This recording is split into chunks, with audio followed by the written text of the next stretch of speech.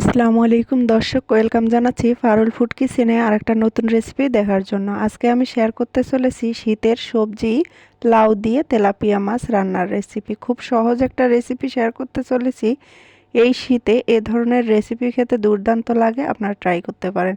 আমি প্রথমে লাউ নিয়েছি, লাউটা সুন্দর এবং কচি ছিল।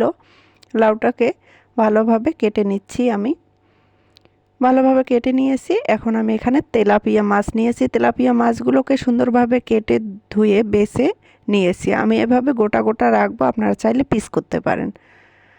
তো আমি এখানে এখন হলুদের গুঁড়া অল্প পরিমাণ এবং অল্প পরিমাণ লবণ মেখে নিচ্ছি। মেখে নিয়ে এই মাছগুলোকে আমি তেলে ভেজে নিব।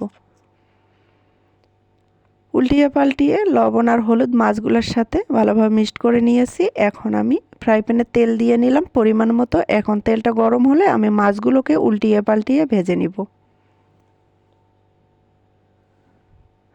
আমি একে একে সব মাছ একবারে দিয়ে নিচ্ছি। নেওয়ার পর আমি ভালোভাবে উল্টিয়ে পাল্টিয়ে মাছগুলোকে ভেজে নিচ্ছি। আপনারা চাইলে হালকা করেও ভাজতে পারেন, আবার কড়া করেও ভেজে নিতে পারেন।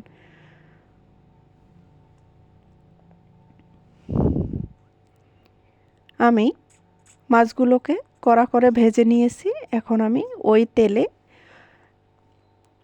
পেঁয়াজ কুচানো অ্যাড করে দিচ্ছি। আমি কিন্তু আজকে রান্নাটা করব অল্প তেল মশলায়, যা আপনারা দেখেই বুঝতে পারবেন। আমি এখানে অল্প পরিমাণ পেঁয়াজ অ্যাড করে দিলাম। এখন পেঁয়াজটাকে একটু ভেজে নিচ্ছি।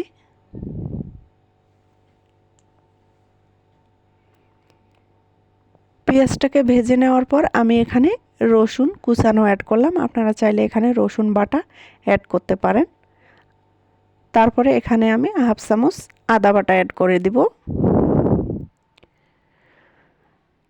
তার আগে অ্যাড করে দিলাম কাঁচা মরিচ। আমি কিন্তু মরিচ এখানে অল্প পরিমাণে অ্যাড করেছি। আপনারা যেরকম ঝাল খেতে পছন্দ করেন সেরকম অ্যাড করে নেবেন। তারপর এখানে হাফ চামচ আদা দিয়ে ভালোভাবে নেড়ে চেড়ে নিচ্ছি। বেশ কিছুক্ষণ নেড়ে চেড়ে নিচ্ছি। নেওয়ার পর এখানে আমি হাফ চামচ হলুদের গুঁড়া অ্যাড করে দিলাম এবং হাফ চামচ এখানে লাল মরিচের গুঁড়া অ্যাড করে দিলাম। আপনারা চাইলে লাল মরিচের গুঁড়াটা স্কিপ করতে পারেন, আমি এখানে অ্যাড করে দিলাম। তারপরে নেড়ে চেড়ে মিক্সড করে নিচ্ছি। এ পর্যায়ে এসে কিন্তু মশলাটা একটু কষিয়ে নিতে হবে। আমি মশলাটাকে এভাবে পানি দিয়ে একটু বেশ কিছুক্ষণ কষিয়ে নিব। এভাবে বেশ কিছুক্ষণ কষিয়ে নেওয়ার পর আমি এখানে অ্যাড করে দিব আগে থেকে যে ভেজে রেখেছিলাম মাছগুলো, সেগুলো এখানে অ্যাড করে দিব। অ্যাড করে দেওয়ার পর কিন্তু বেশ কিছুক্ষণ কুক করব না, অল্প কিছুক্ষণ একটু নেড়ে চেড়ে নিব। নেড়ে চেড়ে নেওয়ার পর আমি কিন্তু মাছগুলোকে উঠিয়ে নেব। এভাবে একবার রান্না করে দেখবেন, খেতে কিন্তু দারুণ হয়। মাছটা যদি এইভাবে মশলায় একটু আলাদা করে অল্প একটু কুক করে নেন, তাহলে কিন্তু মাছের ভিতর সব কিছু ঢুকে খেতে কিন্তু ভালোই লাগে। এভাবে একটু হালকা করে নেড়ে আমি মশলাটার সাথে একটু নেড়ে চেড়ে নিয়ে এই মাছগুলোকে উঠিয়ে নিব। উঠিয়ে নেওয়ার পর ওই মশলায় কিন্তু আমি লাউ অ্যাড করে দিব। আর কিন্তু আমি এখানে মশলা অ্যাড করতে যাব না। ওই মশলায় এখন আমি যে আগে থেকে লাউগুলো কেটে বেছে ধুয়ে সুন্দর করে পরিষ্কার করে রেখেছিলাম, সেই লাউটা এখানে অ্যাড করে দিব। লাউটা অ্যাড করে দেওয়ার পর আমি মশলার সাথে ভালোভাবে মিক্সড করে নিচ্ছি।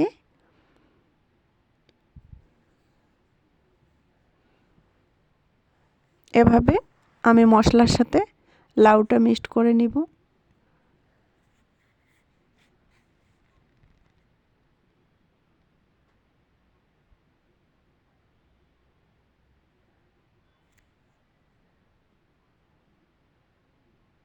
মশলার সাথে আমার কিন্তু লাউটা মিক্সড করে নেওয়া শেষ। এখন আমি এখানে লবণ অ্যাড করে দিলাম।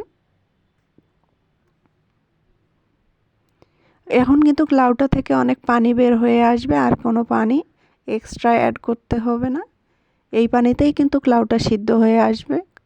কচি লাউ হলে কিন্তু পানি বের হয়, ওই পানিতেই রান্না করলে কিন্তু খেতে দুর্দান্ত হয়। আমি ঢাকনা দিয়ে কিছুক্ষণ কুক করে নিচ্ছি। কিছুক্ষণ পর ফিরে আসলাম, দেখেন আমার কিন্তু লাউটা সিদ্ধ হয়ে এসেছে। এখন বেশ কিছুক্ষণ নেড়ে চেড়ে কষিয়ে নিচ্ছি। কষিয়ে নেওয়ার পর এখন কিন্তু আমি এখানে অ্যাড করে দিব মাছগুলো যে আগে থেকে উঠায় রেখেছিলাম, সেগুলো এখানে অ্যাড করে দিব। আপনারা চাইলে যে কোনো মাছ দিয়ে রান্না করতে পারেন, তবে আমি আজকে তেলাপিয়া মাছ দিয়ে রান্না করলাম। এখানে কিন্তু আমি জিরার গুঁড়ো অ্যাড করেছিলাম 1/2 চামচের মতো।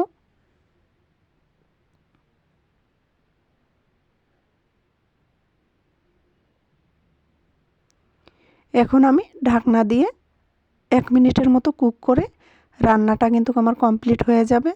তারপর নামিয়ে আপনাদের পরিবেশন করে দেখাচ্ছি যে কতটা লোভনীয় ছিল। এই শীতের সময়ে বিভিন্ন ধরনের সবজি পাওয়া যায়, তবে এই লাউ খেতে যেমন মজাদার, শরীরের জন্য পুষ্টিকর এবং আমাদের নবীজি সাল্লাল্লাহু আলাইহি ওয়াসাল্লাম খুবই পছন্দ করতেন। তাই আমরা সকলেই এই লাউ খাওয়ার চেষ্টা করব। সকলেই ভালো থাকবেন, আমার জন্য দোয়া করবেন। আল্লাহ হাফেজ।